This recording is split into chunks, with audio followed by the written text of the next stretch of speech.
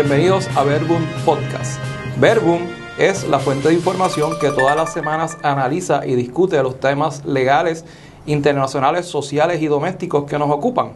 En esta edición nos acompaña, como siempre, el profesor José Rivera. Bienvenido nuevamente, profesor. Muchas gracias, José Rico, y gracias a todos los que nos ven y nos escuchan. En el episodio de hoy vamos a dialogar sobre distintos aspectos relacionados a el registro de allanamiento que se celebró en la tarde del 8 de agosto del 2022 a la residencia del presidente Donald Trump, expresidente Donald Trump, en Mar-a-Lago, en Florida. Específicamente vamos a analizar en detalle las consecuencias que esto tiene a nivel local, a nivel internacional y sobre todo a nivel político en Estados Unidos. Como todos sabemos, el presidente Donald Trump fue inclusive, se trató de ser impeached o de ser destituido o residenciado, en mal español, de la Casa Blanca durante el único cuatrenio que estuvo allí. También notamos que logró destituir en aquel entonces, cuando comenzó en la Casa Blanca, al director del FBI, que lo destituyó literalmente, y eventualmente en el 2017 se nombró al actual director del FBI, que fue precisamente quien autorizó que fuera hasta un tribunal dicho organismo, entiéndase el FBI, para diligenciar y autorizar por un tribunal esta expedición de una orden de registro de allanamiento. Lo que quiero decir con esto es que casualmente la persona que nombró el propio presidente Donald Trump es quien ordenó que se hiciera esta orden de registro de allanamiento. Así que para analizar en detalle todo lo que está ocurriendo, sobre todo en este asunto, pero su impacto a nivel político en los Estados Unidos, tenemos que aquí al profesor, como siempre, José Rivera, que nos va a comentar. Y nos gustaría su primera impresión, profesor, ¿qué impacto tiene en el ámbito político a nivel Estados Unidos local y después pasemos a internacional esta acción por parte del FBI? Claro que sí. Y me parece un ejercicio o un proceso bastante irónico el hecho de que, comenzando su cuatrienio, el expresidente Donald Trump haya despedido al director del FBI y de momento el mismo que él designó en este momento es el que autoriza la orden de allanamiento. En términos políticos, y antes de entrar en los términos puramente políticos, quisiera hablar sobre los términos el tema, la cuestión institucional. El Negociado Federal de Investigaciones es una institución que representa la implementación de la ley y orden, una agencia del Ejecutivo bajo el Departamento de Justicia de los Estados Unidos, que cumple con un deber fiduciario según la Constitución y según los estatutos que están corrientes en este momento en los Estados Unidos de América, sobre todo aquellos que son pertinentes al mantenimiento de la ley y el orden. Y en ese sentido, el director del FBI cumple con el deber que le toca, para el que le fue confiado. Es decir, seguir la letra de la ley, seguir la Constitución y defender a los Estados Unidos en términos de sus enemigos domésticos y, claro está, extranjeros. Y creo que es bien importante y debe quedar claro, y sobre todo le queda claro a la audiencia que nos ve y nos escucha, que eso es lo que le corresponde a cualquier agencia de ley y orden, ¿verdad? En una democracia avanzada, y podemos debatir el término, sobre todo con relación a los Estados Unidos, pero lo cierto del asunto es que él siguió la letra de la ley. Y no es solamente eso, es la cuestión de seguir el debido proceso, de haber encontrado causa probable, y que es el Poder Judicial, a través de un juez que autoriza la orden, a que se dé entonces el allanamiento en el complejo residencial de Mar-a-Lago. Y eso es bien importante por lo que vamos a decir, o por lo que voy a decir en este momento. A nivel político, esto se puede convertir no solamente en un ciclo mediático, sino que puede adquirir una dimensión tóxica. Sabemos, y claro está, nosotros estuvimos en los medios de comunicación recientemente, en donde se habló del aspecto o de la dimensión espectacular, en términos de espectáculo, de Donald Trump y de cómo él maneja esto. Más allá de haber sido presidente, más allá de haber sido magnate de las bienes raíces, más allá de haber sido un hombre de negocios exitoso, el hombre maneja bien las cámaras, el hombre se presenta bien ante el lente del ojo público y es un showman y un entertainer. Así que él puede, y ya lo ha intentado, no solamente controlar la narrativa de los sucesos, sino convertirlo en una especie de convocatoria, en el sentido de rallying cry en inglés, para simple y sencillamente recaudar fondos, presentarse como una figura martirizada e impulsar su posible candidatura a las elecciones presidenciales del 2024. Profesor, hay dos aspectos que me gustaría que profundicemos. El asunto de la seguridad nacional y los vínculos que el mismo Donald Trump se atribuye que tiene con Vladimir Putin, sabiendo que hay un conflicto bélico entre Rusia y Ucrania. Las imputaciones que se han hecho sobre la elección del 2016, sobre la intervención alegada de Rusia en esta supuesta decisión a nivel electoral de Estados Unidos, y de igual manera tenemos la investigación del Congreso de Estados Unidos sobre la toma de posesión de parte de unos manifestantes el 6 de enero del 2021. ¿Estaría relacionado la investigación de Mar-a-Lago sobre este particular? No necesariamente. Si la orden de allanamiento para buscar y registrar los documentos e incautar o confiscar los documentos que se encontraban ahí en Mar-a-Lago tenían que ver solamente con documentos que se emitieron, que se imprimieron durante la presidencia de Donald Trump.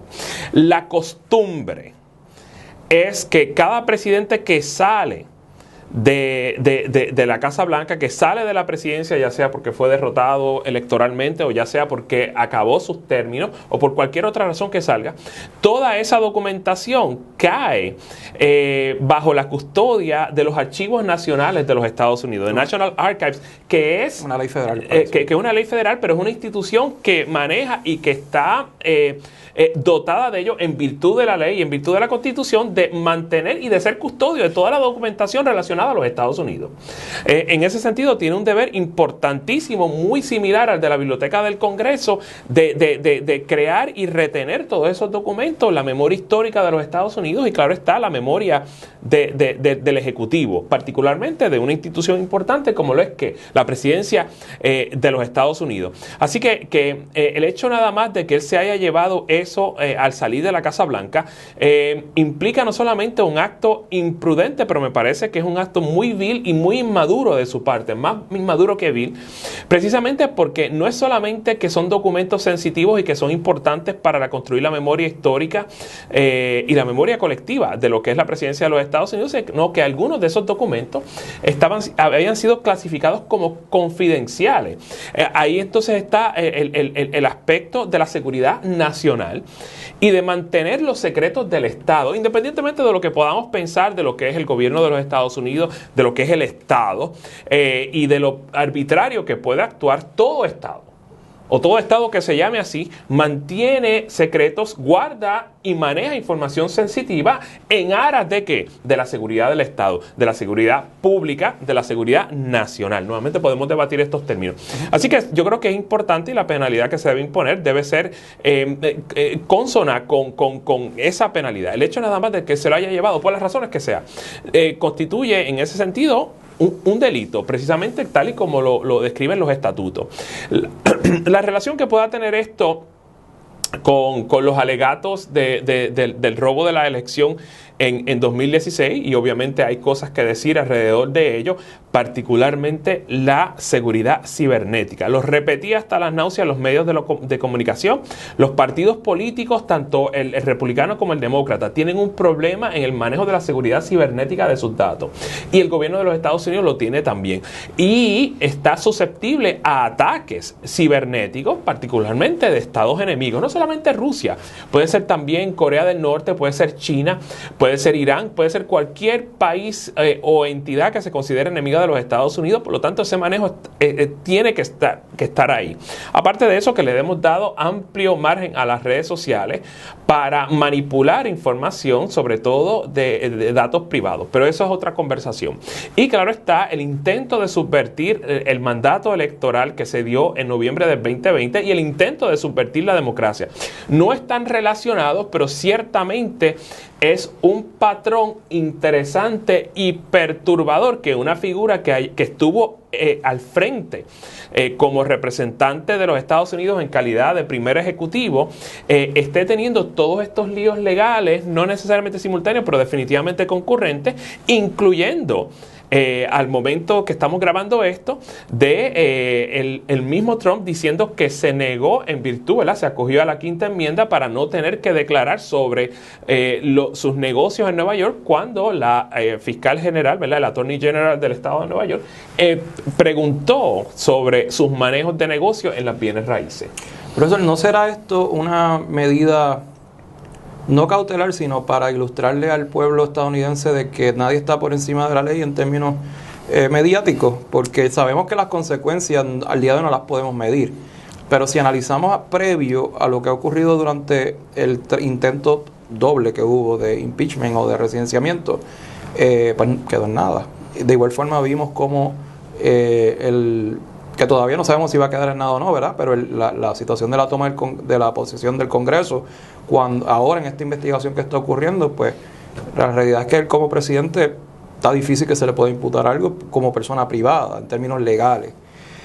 ¿Cómo usted ve si es en términos de ciencias políticas y comparándolo con la historia, si usted cree que esto es un show o si en efecto usted cree que esto va a tener alguna consecuencia? Mira, en efecto es un show.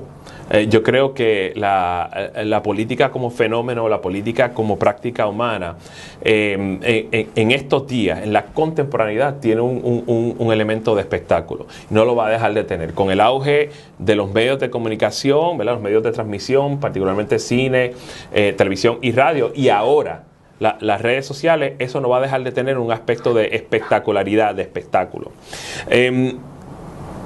Pero, o sea, de consecuencias habría que ver. Tenemos un segmento de la clase política que no solamente es leal incondicionalmente a Trump, sino que está dispuesto a hacerse de la vista larga, al igual que una buena parte del público que lo apoya incondicionalmente, muy a pesar de todos los señalamientos. Pero no es solamente eso, es la disposición de estos a negar o cegarse deliberadamente ante los hechos y ante todas las infracciones que el expresidente de los Estados Unidos ha cometido, y que no hay ni siquiera una reflexión, un acto de contrición y mucho menos de expiar o de purgar estas faltas, reconociendo que se hizo mal. Así que consecuencias no debe haber muchas. Definitivamente nadie está por encima de la ley, pero lo cierto del asunto es que de la manera en que se está presentando esto, la óptica ¿verdad? En la que se presenta todo este asunto, da la impresión, y eso pues lo veremos en el mediano y definitivamente en el largo plazo, da la impresión de que podría incluso quedar impune e incluso también impulsar la figura del presidente Trump cara a las elecciones presidenciales 2024. Todo estará contingente, es decir, dependerá del resultado que veamos en las elecciones legislativas de noviembre de este año. Para darle a la teleaudiencia y a los radioescuchas un dato o apunte histórico, en la época de los 70, el presidente Richard Nixon renunció por una situación donde se le imputaba que había destruido archivos y documentos y audios desde la Casa Blanca mientras era presidente. ¿Cómo usted compara? De hecho, terminó renunciando. Sí. O sea, no se inició el proceso, pero el presidente Nixon renuncia y ciertamente pues después se le dio un perdón ejecutivo por los posibles delitos que pudiera haber tenido, y ahí quedó todo. Él falleció y está el legado histórico de esa situación. ¿Cómo se compara esa situación con esta y qué diferencias hay entre una y la otra? Definitivamente estamos hablando de una figura importante, de enorme autoridad política, pero también moral, que es el presidente de los Estados Unidos. Y no es solamente el presidente persona, estamos hablando de la integridad de la institución. Me refiero a la presidencia de los Estados Unidos. Hombres han llegado y se han ido de la presidencia, pero la presidencia como institución permanece inmanente, pues porque va más allá del hombre, es algo importante, lo mismo que es el Congreso de los Estados Unidos, lo mismo que es el Tribunal Supremo de los Estados Unidos y otras agencias del gobierno de los Estados Unidos.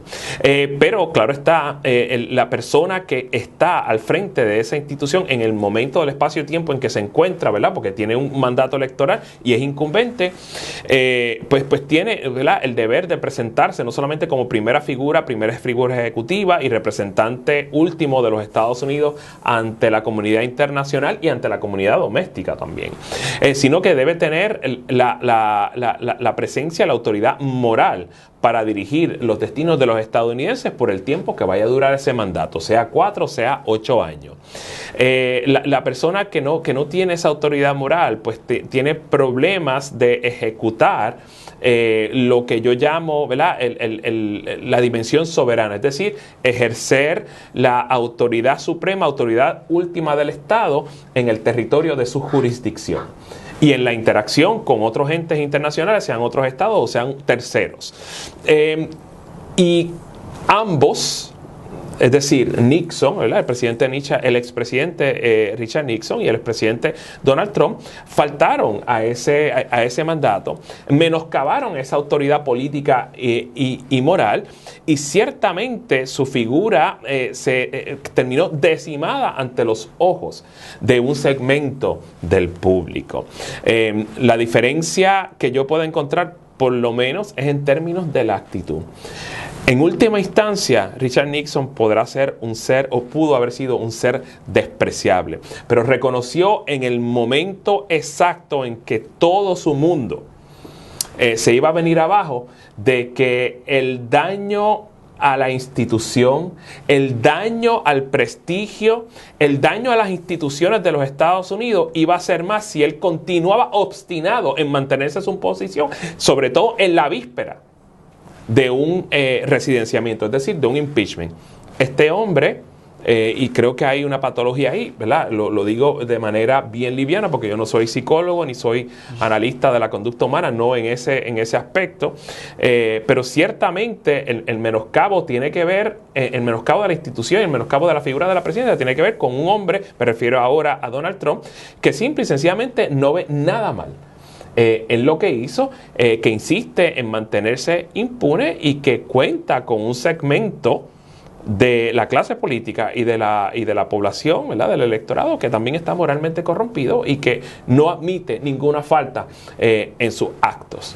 Le hago esa pregunta y las gracias por la contestación, porque en mi opinión las democracias se nutren o se mantienen vivas por sus instituciones. Absolutamente. Ciertamente estamos viviendo una crisis democrática porque las instituciones precisamente no están ejerciendo sus funciones y las personas pierden la credibilidad, debo decir, el Estado pierde credibilidad ante sus ciudadanos.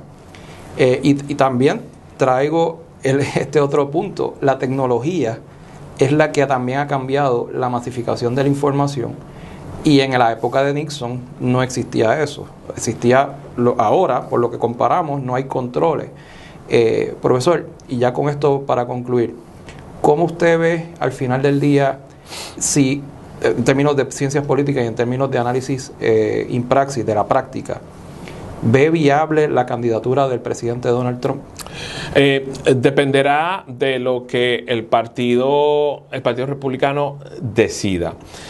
Me parece que en el peor de los casos va a permitir un proceso en el que él se alce como la figura principal, y entonces, claro, toda pretensión de autoridad moral, por lo menos para los que vemos esto de otra manera, ¿verdad?, no ante la ceguera deliberada de algunos que lo apoyan incondicionalmente, lo vemos como quizás un menoscabo de lo que en algún momento fue el Partido Republicano, secuestrado por huestes conservadoras que no admiten ni siquiera un diálogo político entre adversarios. Me parece que eso falta, ¿verdad?, a la definición esencial de política, que es el diálogo entre los diversos y el arte del compromiso. Atrás quedó un partido republicano que en sus momentos más elementales de su historia, no solamente fue abolicionista, fue pro labor, ¿verdad? Pro trabajadores, y en un momento dado incluso llegó a enviar una brigada a pelear contra el fascismo en la Guerra Civil Española. Y yo creo que eso es bien importante hacerlo notar. En términos ¿verdad? Y ahora entra el politólogo, ¿verdad? El científico político en mí. Me parece que estamos en una etapa de los ciclos recurrentes que yo designo, por lo menos del análisis que yo hago, estamos en un periodo cíclico de enorme crisis. Las crisis pueden traer transformación, pero si no hay una transformación, probablemente el sistema va a terminar con fisuras, pues ya las tiene, agrietado e incluso colapsado. Es parte de ese proceso de menoscabo, de ese periodo cíclico de crisis, que si no termina en algún tipo de miramiento, reformulación y renovación, va a terminar colapsado. Todas las democracias pasan por este proceso donde sus instituciones se erosiona la confianza pública, las instituciones y la gobernanza terminan osificadas y claro está, se fragmenta. Así que estamos en un periodo en que yo creo que los Estados Unidos tienen que hacer un ejercicio de introspección, no solamente sus instituciones y su clase política, sino los mismos estadounidenses, y mirar qué es lo que está faltando aquí o qué es lo que hace falta incluir. Pero todas las democracias avanzadas lo pasaron. España lo pasó, Gran Bretaña lo pasó, Francia lo pasó, tuvo unas crisis, ¿verdad?, en donde hubo unas refundaciones de la República. Estamos ahora en la Quinta República. Incluso otros países como Bélgica, Alemania, también han pasado por periodos cíclicos de crisis y han podido superarla. Así que yo creo que es importante mirar, ¿verdad?, de qué está adoleciendo la democracia estadounidense, que se permite un proceso que puede ser percibido por algunos como simple y sencillamente desmoralizante e incluso asqueante para lo que nuevamente presumimos y es debatible la democracia más avanzada del mundo. Y por razón de la crisis que vivimos en Estados Unidos y en Puerto Rico es que nace precisamente este proyecto de Verbum. Por razón de que queremos educar, y precisamente la educación y la información es lo que nos va a llevar a, en cierta medida, a tomar buenas decisiones, no tan solo a nivel electoral, sino a nivel diario, y a mantenernos bien informados para evitar que personas que propagan desinformación y múltiples errores históricos pues sean creídos. Y de igual forma, por eso también comparamos la historia de otros países y la historia inclusive de los propios Estados Unidos y de Puerto Rico en nuestros análisis. Gracias, profesor, por estar aquí con nosotros. A ustedes. Les invito y nuevamente les sugiero que se suscriban a todas nuestras plataformas digitales yendo a www.verbumpr.com, y ahí tienen acceso también a cursos de educación jurídica continua y accesibles inmediatamente para todo el público en general, y de igual forma pueden también acceder a documentos legales a unos precios sumamente razonables en verbumpr.com. Gracias, profesor. Claro que sí, dale like, follow y subscribe. Así será, hasta la próxima.